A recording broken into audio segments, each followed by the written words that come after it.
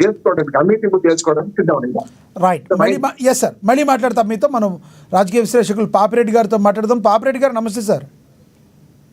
నమస్కారం. పాపిరెడ్డి గారు, మీరు మాట్లాడే ముందు బండి సంజయ్ గారిది కూడా ఒక బయట ప్లే అవుతుంది, చూద్దాం. ఎవరైనా కూడా ఎవరి రాజకీయ భవిష్యత్తు మనం కష్టపడి ఇప్పుడు గట్లంటే బండి సంజయ్ కి పార్టీకి హుజరాబాద్ లో తక్కువ ఓట్లు రావాలని కొంతమంది పనిచేసారు. వాళ్ళ టికెట్ ఇవ్వమంటారా? చెప్పు, ఇవ్వమంటారా వాళ్ళ టికెట్లు?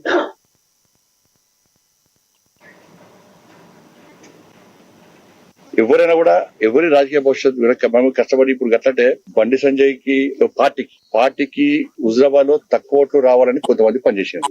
వాళ్ళ టికెట్ ఇవ్వమంటారా? చెప్పు. ఈ వ్యాఖ్యలు ఎవరిని ఉద్దేశించి అనుకోవచ్చు?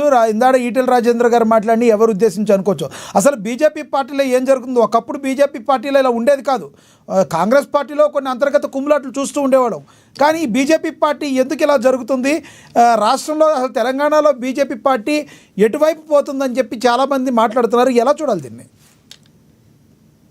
లక్ష్మీనాథ్ గారు, ఒక విషయం మనం అంటే ఇవాళ బండి సంజయ్ ఈటల ఏదో వివాదం నడుస్తున్నదో, వివాదానికి కొద్దిగా మనం నేపథ్యం చూస్తే, ఇప్పుడు బీజేపీ ఇంతకుముందు రామ్మోహన్ గారు అన్నారు, మీరు అంటున్నారు ఇది ఒక క్రమశిక్షణ కలిగిన ఒక రాజకీయ సిద్ధాంతంతోనే వచ్చిన పార్టీ అని.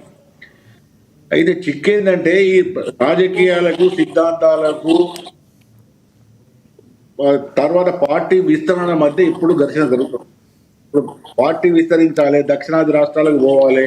దక్షిణాది రాష్ట్రాలకు పోవాలంటే కేవలం వాళ్ళ రాజకీయ సిద్ధాంతాన్ని నమ్ముకొని ఆ ఆర్ఎస్ఎస్ సిద్ధాంతాలకు కట్టుబడిన వాళ్ళతోనే పనిచేస్తే మాత్రం బీజేపీ అటువంటి పార్టీ ఈ దక్షిణాది రాష్ట్రాలలో కానీ, హిందీ భాష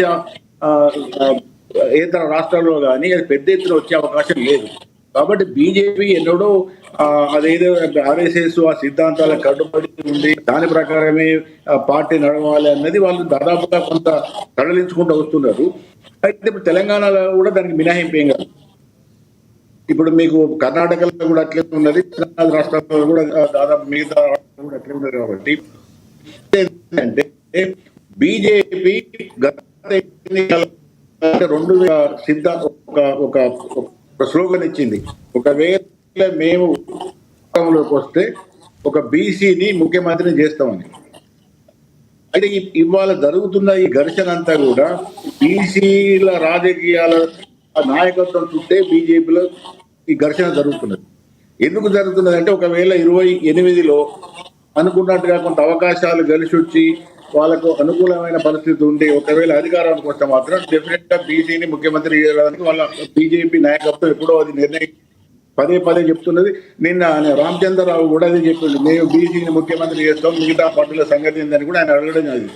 కాబట్టి ఏమైతున్నదంటే వీళ్ళు ఇప్పుడు బండి సంజయ్ గారు కానీ, లేకపోతే ఈటల రాజేంద్ర కానీ, అరవింద్ గారు కానీ, ఈ బీసీ నాయకుల మధ్య ఒక విధమైన తీవ్రమైన పోటీ, ఘర్షణ, అనేకమైన విధాల యొక్క పోటీ ఉన్నది.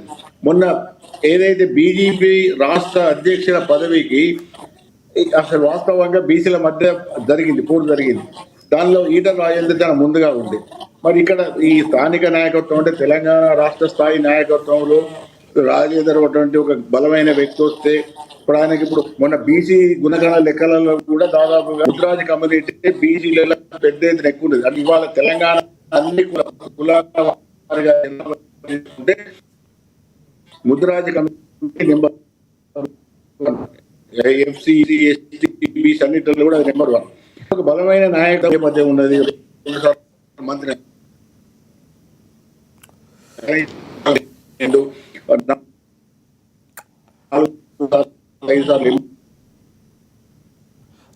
పాపిరెడ్డి గారు, మీ దగ్గర డిస్టర్బెన్స్ ఏదో వస్తుంది, మళ్ళీ కనెక్ట్ అవుతారు. కానీ ఎస్, మనము ఒకసారి శివలాల్ గారితో మాట్లాడదాం.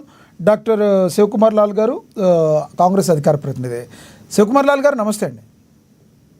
నమస్తే అండి శివకుమార్ లాల్ గారు, ఏంటి మీ ఆపోజిట్ పార్టీ ప్రతిపక్ష పార్టీ అనుకుంటారా, రాష్ట్రంలో ప్రతిపక్షం కాదంటారా? ఏదేమైనా కానీ ఏం జరుగుతుంది బీజేపీ పార్టీలో?